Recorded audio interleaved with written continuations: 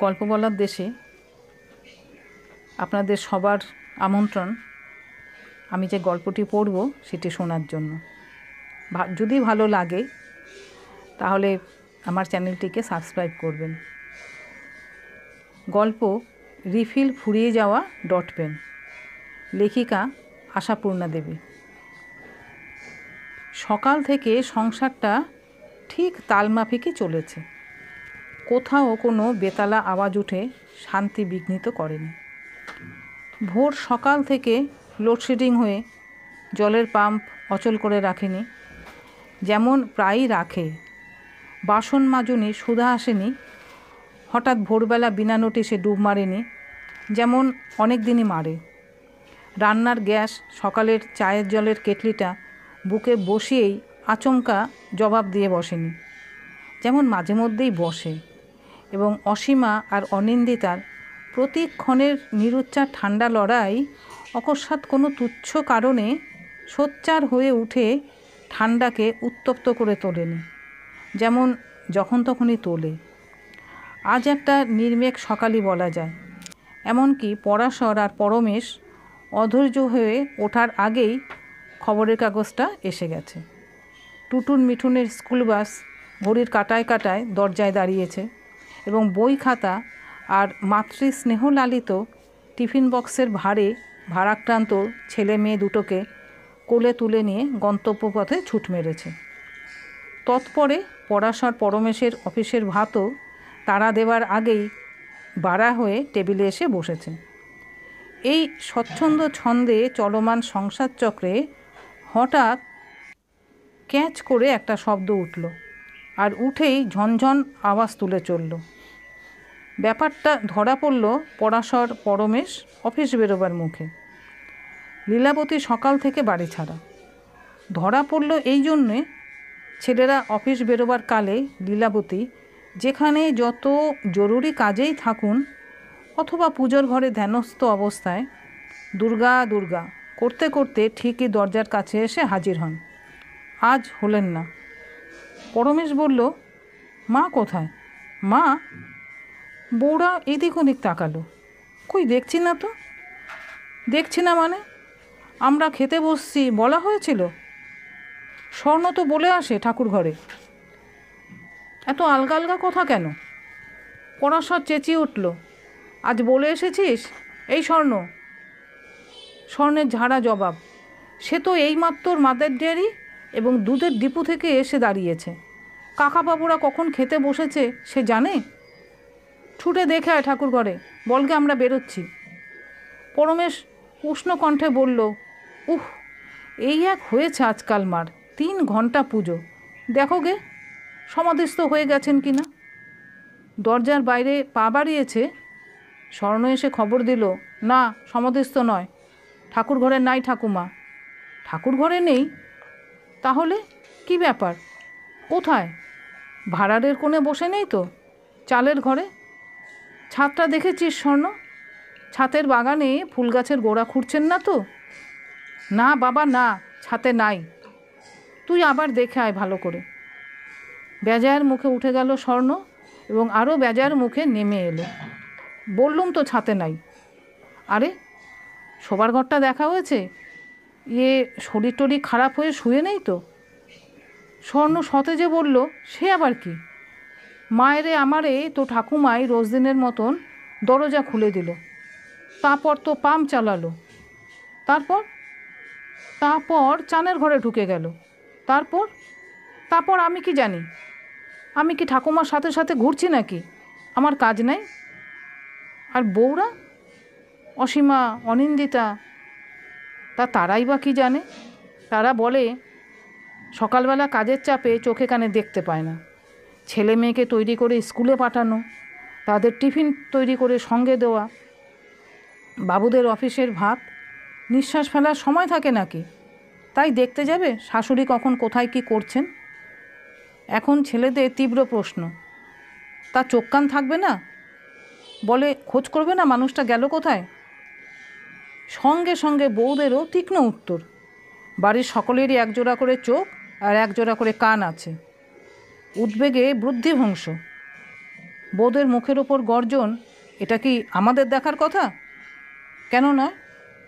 বউ বলে কি চোর দায় ধরা পড়েছে? ভোর থেকে তো ঠাকুর ঘরে গিয়ে বসে থাকেন তিনি। কথাটা ঠিক, তবে আজ আর সেটা হয়নি। অনিন্দিতা হঠাৎ বলে উঠল, হয়তো গঙ্গা টঙ্গা নাইতে গেছেন। স্বর্ণ খুক খুক করে হেসে উঠল। টঙ্গা মানে কি ছোটো কাকিমা, টঙ্গা? থাম, চুপ কর। পরাশর বলল, হঠাৎ গঙ্গা নেওয়ার কথা তোমার মনে এলো কেন ছোটো বৌমা? আজ কোনো যোগ টোগ আছে? তা জানি না, তবে জানতো কখনো কখনো? কখনো কখনো, প্রায়ই নয়। তো একা যান, কাউকে না জানিয়ে? জানাজানি আর কি, যাকে সামনে পান বলে যান। আজ হয়তো কাউকে সামনে পাননি। আর একা? না, তা কখনো যান না বটে, পাড়ার গিন্নিদের সঙ্গেই যান। কাল বিকেলে তো দেখলাম জানলায় দাঁড়িয়ে দত্তগিন্নির সঙ্গে খুব গল্প হচ্ছে। পরাশরের সরকারি চাকরি, আর দাঁড়ানো চলে না। বলল, স্বর্ণ যা তো, ওই দত্তবাবুদের বাড়ি দেখে আয় তো। অনুসন্ধানের কাজটা অনেকটাই এগিয়ে দিয়ে গেলাম। এই নিশ্চিন্ততায় তরবর করে চলে গেল সে। পরমেশের চাকরিটা আধা সরকারি অথবা বেসরকারিও বলা যায়, তাই তার আরও একটু অপেক্ষা করা চলে। মাটিতে পা ঘষতে ঘষতে অপেক্ষা করতে লাগলো স্বর্ণের ফেরা পর্যন্ত। স্বর্ণ বেজারতম মুখে বলল, ও বাড়ি যায় নাই, দত্তবড়ি ঘরে বসে শাক বাছতেছে। বলল, ও মা, গঙ্গা নেওয়ার কথা আবার কখন হলো? অসীমা এতক্ষণ রান্নাঘরের কাজ শেষ করছিল, আজ তার পালা। অসীমা তার পালার দিন বিকেলের রান্নার অনেকখানি ম্যানেজ করে ফ্রিজে পুড়ে রেখে দেয়। তবে কাজ তো হাতেই করছিল, কানে তো নয়। এখন বেরিয়ে এসে বলল, তা তুই যদি দেখলি ও বাড়ি নেই, তো টুনটুনিদের বাড়ি আর গোপালদের বাড়ি দেখে এলি না কেন? ওদের ঠাকুমাদের সঙ্গেও তো কখনো কখনো ঠাকুর বাড়ি ঝুলন বাড়ি যান, টাবুদের পিসির সঙ্গেও। স্বর্ণ ঝঙ্কার দিয়ে বলে উঠল, হ্যাঁ, আমার তো আর কাজ নাই, তাই সকাল ভোর তোমাদের শাউরিকে গরু খোঁজা করে খুঁজে বেড়াই। স্বর্ণ ফ্রক পরে বলে যে ঝঙ্কারে তার মা সুধাহাসনির থেকে কম তা নয়। অন্য সময় ওর ঝঙ্কারে লোকে হাসে অথবা গ্রাহ্য করে না, কিন্তু এখন লীলাবতীর ছোট ছেলের সমস্ত স্নায়ু টান টান। তার চাকরিটা সরকারি নয় বলে কি একেবারেই দরকারি নয়? তাই দাদা দিব্যি কেটে পড়ল। অতএব এখন আর পরমেশ ওই খুদের ঝঙ্কার শুনে হাসল না, হঠাৎ একটা বোমা ফাটালো। চোপ বদমাস, মুখে মুখে কথা। অসীমার হঠাৎ মনে হলো বোমাটা ফাটালো তার দেওর স্বর্ণকে উপলক্ষ মাত্র করে, লক্ষ্যটা অন্য। রাগে মাথা জ্বলে গেল তার। আচ্ছা, এখন ঠিক সময় নয়, তবে পরে এক হাত নেবে। যেটা পরে নেবে সেটাই এখন মনে মনে আওড়ায়। ওহ, মেজাজ দেখানো হচ্ছে? তোমাদের মা কখন কোথায় যান আমাদের বলে যান? বাড়িতে রাত দিন এমন মুখ করে বেড়ান যেন ফাঁসির হুকুম হয়ে আছে, অথচ বান্ধবীদের সঙ্গে জুটলে চট করে আঁচলটা পিঠে এনে টেনে চটিতে পা ঢুকিয়েই বলল, ঠিক আছে, আমি দেখে আসছি। পরমেশ পাশের স্টেশনারি দোকান থেকে নগদ 1 টাকা খরচ করে অফিসে একটা টেলিফোন করে এলো। বিশেষ কাজে আটকে পড়েছে, যেতে একটু দেরি হবে।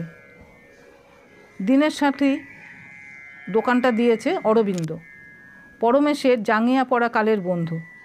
কিন্তু এমন চামার যে টেলিফোনের পয়সাটায় একটু ছাড় দেওয়া তো দূরের কথা, বাকি পর্যন্ত রাখে না। নির্লজ্জটা আবার টেলিফোনের গায়ে একটা টুকরো কাগজে নোটিশ ঝুলিয়ে রেখেছে, ফেলো করি মাখো তেল। অসহ্য। নেহাত কারে না পড়লে। ফিরে এসে দেখলো বৌদি ফিরেছে। ছোটো যাকে বলছে, 3টে বাড়ি ঘুরে এলাম, সব গিন্নিরাই বাড়ি বসে। এ বাড়ির গিন্নিটাই কাউকে কিছু না বলে সকাল থেকে হাওয়া হয়ে গিয়ে বসে আছেন। যাবেন আর কোথায়? দৌড় তো রিক্সা পর্যন্ত। হয়তো ঘড়ির দিকে তাকিয়ে মাথায় আগুন জ্বলছে। পরমেশ মাতৃতুল্য জ্যেষ্ঠ ভ্রাতৃজয়ের উদ্দেশ্যে মনে মনে একটা অশালীন কটূক্তি করে নিজের বউয়ের দিকে তাকিয়ে বিরস গলায় বলল, একা কোথায় কোথায় যান মা? কোথায় আর, হয়তো তোমাদের ছোটো মাসির বাড়ি, কি ঘন্টু মামার বাড়ি, নয়তো বুবু পিসির বাড়ি, আর কোথাও নয়। কই মনে তো পড়ছে না। আমাদের বলে কয়ে তো আর যান না। যাত্রাকালে সামনে যাকে দেখলেন জানিয়ে গেলেন একটু বেরোচ্ছি, তবে ফিরে এসে সাতখানা গল্প ভাবতে দেখি। অমুক কি ভালো, তমুক কি গোছালো, অমুকের বাড়ির ছেলেমেয়েরা কেমন সব গুণের অবতার, তাই জানা যায় কোথায় গেছলেন। বউ বলে চলে তরবরিয়ে। পরমের শেষের দিকের কথাগুলোয় কান দেয়নি। বউদের সব কথায় কান দিতে হলে পুরুষের তো বাঁচা চলে না। গোড়ার কথাটা শুনেই পরমেশ যেন অকুলে কুল পেয়ে গেল। ওই 3টে বাড়ি দুটোতেই টেলিফোন আছে, আর বাকিটা বাস টার্মিনাসের কাছাকাছি। বলল, ঠিক আছে, আমি একটা রিক্সা নিয়ে চটপট বুবু পিসির ওখানটা ঘুরে দেখি, বাকি 2 বাড়িতে অফিসে গিয়ে ফোন করব। মনে মনে ভাবল, এর বেশি আর এখন কি করা যায়? থানা পুলিশ তো করতে যেতে পারে না। হয়তো পরমেশ বেরিয়ে পড়ার পর মুহূর্তেই এসে পড়বেন। নির্ঘাত বউদের সঙ্গে কিছু হয়েছে, মন খারাপ করে কারো বাড়ি গিয়ে বসে আছেন। হতেই পারে বড় গিন্নি যা একখানা চিজ। কিন্তু না, কারো বাড়ি গিয়ে বসে নেই লীলাবতী। বুবু পিসি বলল, ওমা সে কি, একা একা তো কোথাও যান না লীলা বৌদি, এখানেও অনেক দিন আসেননি। ছোটো মাসি বলল, কই না তো, গেল সোমবার একটু বেড়াতে এসেছিল শেষদি, তা বেশিক্ষণ বসলো না। চিরকাল সংসার সংসার করেই তো মলো। ঘন্টু মামা বলল, লীলা বহুকালই তো আসেনি, সকাল থেকে পাওয়া যাচ্ছে না মানে? বাড়ির কেউ জানে না কখন বেরিয়েছে? ধন্যী বাড়ি বাবা তোদের, তো মঠে মন্দিরে কোথাও যায়টায়, সেখানে উৎসব টুৎসব জানিস না। চমৎকার, যাকগে চিন্তা করিস না, এতক্ষণে হয়তো এসে গেছে। আমি বরং একবার বিকেলের দিকে গিয়ে দেখে আসব।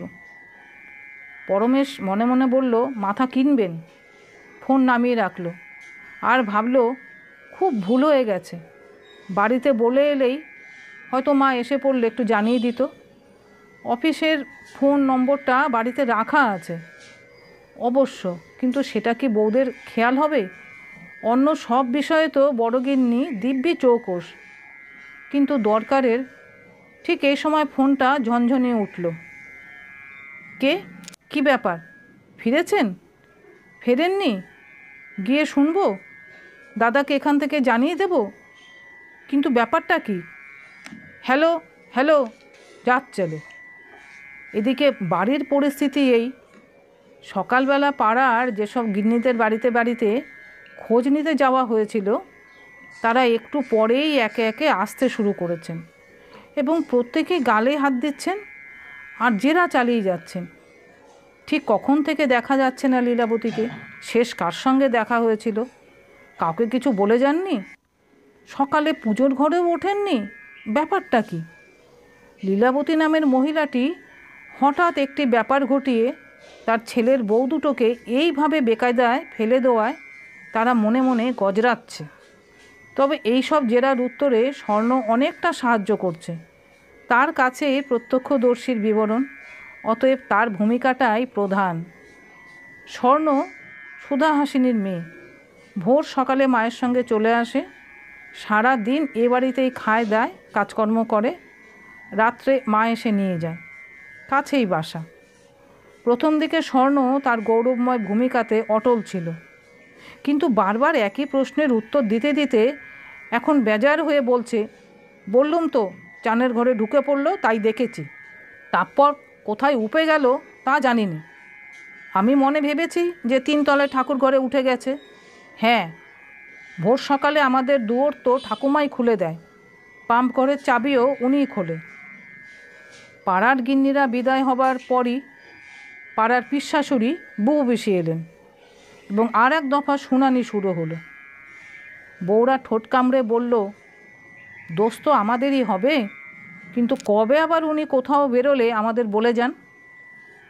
আহা, সে না হয় দুপুর বিকেলে অবসর সময় একটু বেড়াতে যাওয়া, কিন্তু এটা কি, সকালে পুজো পর্যন্ত না করে বেড়াতে যাবে মানুষ? বলি, চাটাও কি খায় না সকালে? খাবেন না কেন? যখন ঠাকুরঘর থেকে নামেন তখন খান। আমাদের ম্লেচ্ছানা ডিপার্টমেন্টে তো নয়, নিজেই বানিয়ে খান। দেখি আর একটু বাড়িতে আজ বুবুর বিশেষ কি তা জানবার আগেই মিঠুন আর টুটুনের স্কুলের বাসের হর্ন শোনা গেল। স্বর্ণ ছুটে গেল তার ডিউটি পালন করতে। ওদের দুজনের ব্যাগ দুটো বয়ে আনার ভার স্বর্ণর। ওরা আসতেই তাদের ওপর ঝাঁপিয়ে পড়া হলো। এই, তোরা ভোরবেলায় স্কুল যাবার আগে দিদাকে দেখেছিস? মিঠুনের বয়স 3.5, টুটুনের 5। অতএব সেই টার্গেট। দিদাকে কেন দেখব না? আমার মুখ ধুতে দেরি হয়ে যাচ্ছিল, বাথরুমের দরজা ধাক্কাতে দিদা ভিজে কাপড়ে বেরিয়ে এলো। বলল, বাবা, এটুকু হাতে কি জোর? হ্যাঁ, তাই বুঝি। তারপর আবার কি? বুবু পিসি কখন এলে? হাসলো একগাল। বুবু যদিও এদের বাবার পিসি, তবু এরাও পিসিই ডাকে। বুবু বলল, এই একটু আগে। তোর দিদাকে সকাল থেকে খুঁজে পাওয়া যাচ্ছে না। তাই শুনে চমকে উঠল টুটুন। তারপর বলে উঠল, তারপর তো দিদা আমার কাছে একটা কাগজ পেন্সিল চাইলো। কাগজ পেন্সিল চাইলো? হ্যাঁ তো। আমি বললাম, এখন কাগজ কোথায় পাবো? তো টুটুন তখনকার পরিস্থিতিটা মনে আনলো। দিদা বলল, তো তোদের একটা পেন্সিলই দে। হি, দিদা ডট পেনকে পেন্সিল বলে? বলে। তারপর তুই কি করলি? রহস্য রোমাঞ্চের জট খুলে আসছে মনে হচ্ছে। তারপর একটা ডট পেন দিল। দিদা একটা ঠোঙার কাগজে কি লিখলো। তারপর রাগ করে বলল, কি ছাই পেন্সিলের ছিরি, লেখা যাচ্ছে না। তো ঠিক তখনই রিফিল ফুরিয়ে গেল। আমার কি দোষ? লীলাবতীর বৌদের নাক চোখ দিয়ে আগুনের হলকা বেরোচ্ছে। ঠিক এই সময় ওই ধিঙ্গি অবতার পিসশাশুড়িটি এসে বসে আছেন। কি জটিল রহস্যের জাল বিছিয়ে বসে আছেন লীলাবতী, তার একটি সাক্ষী থেকে যাচ্ছে। বুবু বলল, না, তোর কি দোষ? তো যেটা লিখলো দিদা, সেটা কি করলো? সেটা টুটুন একটু উদ্ভ্রান্তভাবে তার হাফ প্যান্টের পকেট হাতড়াতে বলে উঠল, তাহলে নিশ্চয়ই দিদা গঙ্গায় ডুবে মরে যেতে গেছে। কি বললি? তার মানে এ কথা বলছিস মানে? এক ঝাঁক লোকের একসঙ্গে প্রশ্ন, এ কথা বললি কেন? তোকে কিছু বলেছিলেন? বল, শিগগির বল।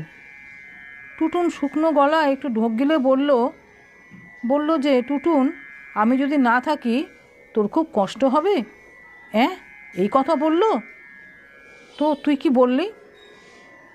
টুটুন আর একটা ঢোক গিলে বলল, আমি বললুম যে, আমার আবার কি কষ্ট? তুমি কি আমার বইপত্র জামা জুতো গুছিয়ে রাখো? আমার টিফিন গুছিয়ে দাও? এই কথা বললি তুই? নির্মায়িক, নিষ্ঠুর, হতচ্ছাড়া ছেলে। হতচ্ছাড়া শব্দটা টুটুনের ওপর প্রয়োগ। টুটুন বীর বিক্রমে বলে উঠল, আমি কি মিছে কথা বলছি? দিদা করে এসব, শুধু তো পুজোর ঘরে বসে থাকে। আমায় বলা হলো হতচ্ছাড়া? আচ্ছা, আমিও দিদার মতন। টুটুন তার পকেটে টুকরো চকখড়ি, ভাঙা রং পেন্সিল, আতখাওয়া ক্যাডবেরি, কাগজে মোড়া আতচোষা চুইংগাম এবং আরও অনেক কিছুর অরণ্য হাতড়াতে এই নাও বলে চটকানো, মোচড়ানো, চার ভাঁজ করা এক টুকরো ব্রাউন পেপারের মোড়ক ছুঁড়ে ফেলে দিয়ে গট করে জুতো পরে ঘরের মধ্যে ঢুকে গেল। অনিন্দিতা ছুটে গেল সেই চামার অরবিন্দর দোকানে। চকোলেটে চটচটে ব্রাউন কাগজের ঠোঙার একাংশে রিফিল ফুরিয়ে যাওয়া ডট পেনে কাদা খোঁচা করে লেখা সেই সম্বোধনহীন চিঠি থেকে এইটুকু উদ্ধার করা গেল, লীলাবতী বেরিয়ে যাচ্ছেন। যদি না ফেরেন যেন খুঁজতে বেরোনো না হয়। বেরোলেও খুঁজে পাবে না। তিনি কি? তার লেখা হয়নি। বুবু দেয়ালে পিঠ ঠেসিয়ে বসে পড়ে বলল, আর না বোঝার কিচ্ছু নেই, তবে বসে থাকার উপায় নেই। আজ তার নতুন জামাই আসার কথা, চলে গেল। বারংবার পাঠোদ্ধারের চেষ্টায় আরও বিধ্বস্ত সেই ব্রাউন কাগজের টুকরোটা মুঠোয় চেপে পরাশর গম্ভীর গলায় বলল, মা যে একদিন এরকম করবে এ আমি জানতাম। আশ্চর্য, এমন একটা গর্হিত কথাতেও রঙ্গমঞ্চে এতটুকুও প্রতিবাদ উঠল না। প্রখরা বড়গিন্নির কণ্ঠ থেকে নয়, মুখরা ছোটগিন্নির কণ্ঠ থেকে নয়, এমনকি পরাশরের চিরবিরোধী পক্ষ পরমেশ, যে আবাল্য দাদার প্রতিটি মতবাদ, তা সে ইস্টবেঙ্গল মোহনবাগান, কংগ্রেস, সিপিএম, নজরুলগীতি, অতুল প্রসাদী, যে বিষয়েই হোক খণ্ডন করাই যার একমাত্র আহ্লাদের নেশা, সেও একটি কথা বলল না। বিশ্ব চরাচরই যেন স্তব্ধ হয়ে গেল এই মুহূর্তে। লীলাবতী নিষেধ করেছেন বলেই যে তাকে খোঁজার চেষ্টা করা হবে না, এমন হতে পারে না। তবু হঠাৎ এই মুহূর্তে কেউ কিছু ভাবতে পারছে না। পরিস্থিতিটা যেন একটা ভারী পাথরের চাইয়ের মতো চারটে মানুষের বুকে জাতা হয়ে বসে গেছে। সেই জাতার চালের তলা থেকে পরমেশ দেখতে পাচ্ছে দুটো ছোট ছেলে স্কুল থেকে ফিরে দুমদাম দাপাদাপি করছে, আর একটি রঙিন শাড়ি পরা হাস্যবদনা বউ ডাকাডাকি করছে, আয় খাবি আয়।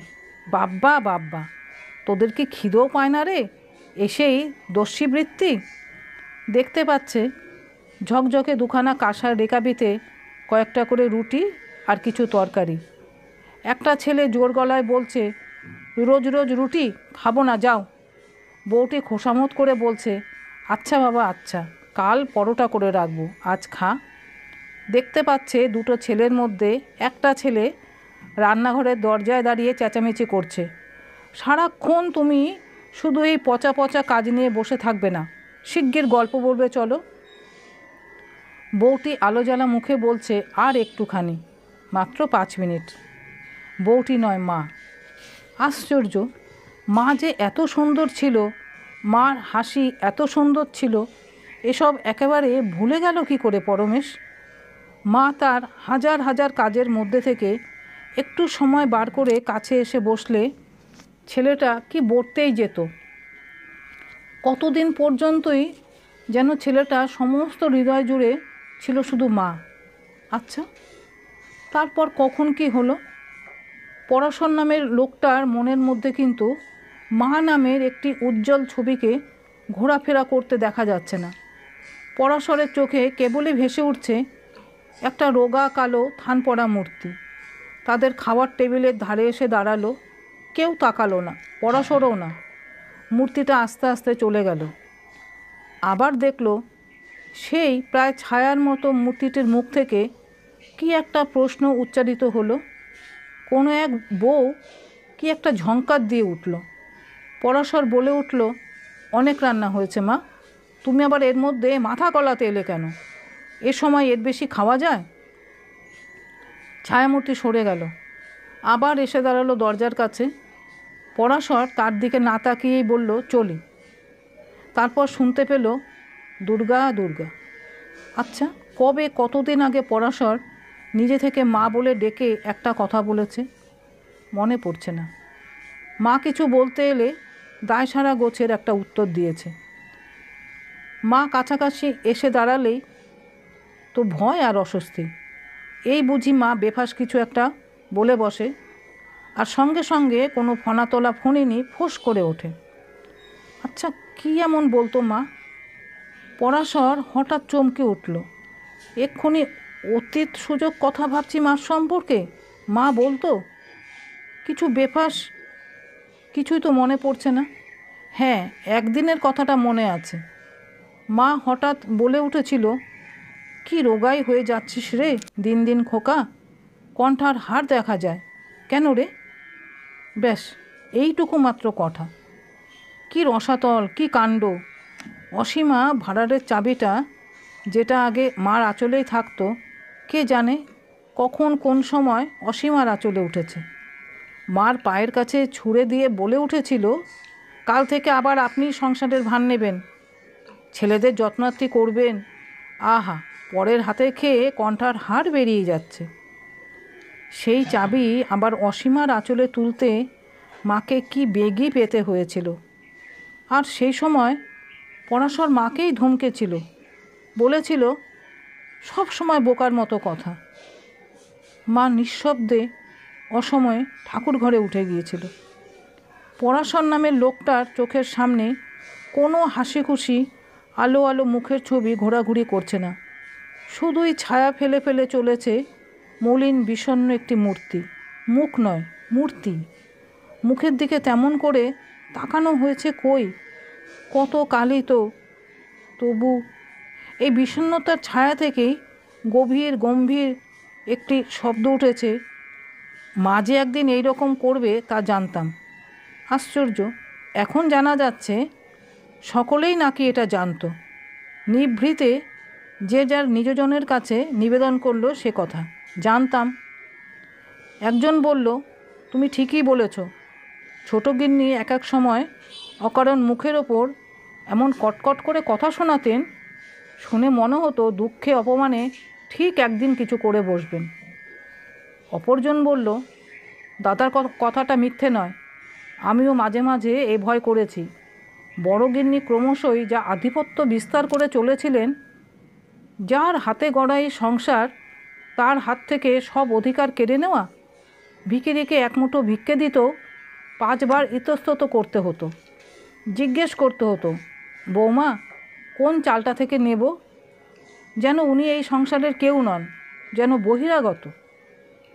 সবাই জানতো তা নয়তো 5 বছরের ছেলেটাই নিখোঁজের খবর শুনে প্রথম নম্বরই বলে উঠেছে, তাহলে নিশ্চয়ই দিদা গঙ্গায় ডুবে মরে যেতে গেছে। আর লীলাবতী ছোট ছেলে, যে নাকি তার স্বভাব বশে অথবা স্বভাব দোষে প্রতি কথায় মাকে নস্যাৎ করে দিত আর দাবিয়ে রাখত, সে দুহাতে কপাল টিপে বসে ভাবছে মা কি খেত, কি পরতো, মার কোনো দিন অসুখ করতো কি না, কিছুই কোনো দিন তাকিয়ে দেখা হয়নি। কবে যেন একদিন মা বলেছিল, তোর সঙ্গে একটা কথা আছে পরম। পরমেশ বোধহয় উত্তর দিয়েছিল, কি কিছু চাইটাই, একটা লিস্ট করে রেখো। সে লিস্ট কি দিয়েছিল মা? না। আর সে একদিন বোধহয় কোনো পুজো টুজো ছিল। এ সময় পরাশর এসে বলল, আমি তো কিছুই জানি না পরম, কি করতে হবে তাও বুঝতে পারছি না। একবার কি থানায় খবর দেওয়া দরকার, নাকি রেডিওয় টিভিতে? পরম, আমার হাত পা আসছে না রে। যাওয়ার আগে বউদের কারো কাছ থেকে বিবরণটা নিয়ে যাস। বিবরণ? বিবরণ মানে? আহা, ওই যে কত বয়স, গায়ের রং কেমন, লম্বায় কফুট ইঞ্চি, শরীরে বিশেষ কোনো চিহ্ন, নিখোঁজ হবার সময় পরনে কি ছিল। মার বিবরণ বউদের কাছে জানতে হবে? পরমেশের ক্ষুদ্র প্রশ্ন। কিন্তু তোর দাদার অসহায় উত্তর, তাহলে তুই জানিস সেসব? আমি তো কিছুই। পরনে আবার কি থাকবে? থান ধুতি আর সাদা সেমিস ছাড়া, আর গায়ের রং। কথা শেষ হলো না, কোথায় যেন একটা চেঁচামেচি উঠল। 2 ভাই ঘর থেকে বেরিয়ে গেল। লীলাবতীর কাহিনী এইখানেই শেষ হবার কথা। অন্তত কোনো রসোত্তীর্ণ গল্প লেখকের হাতে পড়লে তাই হতো। এই সংসারে 4টি নরনারীর অপরাধবোধের ভারে পীড়িত আর বিবেক অঙ্কুশে তাড়িত অনুতপ্ত হৃদয়ের অনুভূতির বনেদের ওপর অভিমানিনী লীলাবতীর একটি গৌরবময় আসন প্রতিষ্ঠিত থাকত। অবশ্য লোকসমাজে সেই ব্রাউন পেপারের টুকরোর ইতিহাসটা উজ্জ্বল থাকত। কিন্তু লীলাবতীদের কাহিনী কোনো রসোত্তীর্ণ লেখায় সিদ্ধহস্ত লেখকের হাতে পড়ে না, পড়ে সেই এক অপটু অক্ষম রসবোধহীন নিরেট লেখকের হাতে। তাই বাইরে কোথাও চেঁচামেচি শুনে ব্যাকুল পরামর্শরত 2 ভাই বাইরে এসে দেখল মা একটা রিক্সা থেকে নেমে তার রিক্সাওয়ালার সঙ্গে ভাড়া নিয়ে বকাবকি করছে। ছেলেদের দেখে অকুলে কুল পাওয়া গলায় বলে উঠল, এই দেখ তো, শ্যামবাজারের মোড় থেকে এইটুকু আসতে কি কাণ্ড, ভাড়া চাইছে। মার হাতে সিঁদুর ন্যাবড়ানো শালপাতায় ঢাকা চেচারির ডালায় পুজোর প্রসাদী ফুল, বেলপাতা আর প্রসাদ। তারপর আর কি? বহু লাঞ্ছনা গঞ্জনার উত্তরের মাধ্যমে এইটুকু আবিষ্কার করা গেল, যত সব গিন্নিদের সর্বদাই একা একা হটর হটর করে বেলুড়, দক্ষিণেশ্বর, মায়ের বাড়ি, কালীতলা ঘুরে আসতে দেখেন লীলাবতী নিজে আজন্মকাল পরমুখাপেক্ষী। তাই ভেবেছিলেন দেখি না একবার সাহস করে পারি কি না। তা পেরে তো গেলেন। একে ওকে একটু জিজ্ঞেস করে আহা কি ভালোই লাগলো, সেই কোনকালে একবার দক্ষিণেশ্বর গিয়েছিলেন। ও তা কাউকে বলে যাওয়া হয়নি কেন? বলা বলির সময় আর হলো কোথায়, হঠাৎই ইচ্ছে হয়ে গেল। তো শুনেছিলেন ভোর 6:30 নাকি শ্যামবাজারের মোড় থেকে দক্ষিণেশ্বরে বাস ছাড়ে, পড়িমড়ি করে যেতে হয়েছে। ও তা খুব একখানা কায়দায় চিঠি ছেড়ে যেতে সময় হয়েছিল তো? কায়দাই বটে, হি হি হি, বল বেকায়দার। যা একখানা ডট পেন দিল তোর ছেলে, ওর থেকে ঝাঁটার কাঠি দিয়ে লিখলো ভালো হতো। কি লিখে গেলুম দেখেও যায়নি। বিরোধী পক্ষ দুই রমণী একত্রে গলা মিলিয়ে বলল, সব ধাপ্পা, আর কিছু না, ছেলে বউকে ভয় খাওয়াবার একটি প্যাঁচ। ছি! একটি পুরুষকণ্ঠ থেকে আসতে উচ্চারিত হলো, এমনও হতে পারে হয়তো শেষ পর্যন্ত নিজেই ভয় খেয়ে। এছাড়া আর কি হবে? লীলাবতীদের কাহিনী তো বেশিরভাগ সময়েই লেখা হয়ে থাকে রিফিল ফুরিয়ে যাওয়া সস্তার ডট পেনে।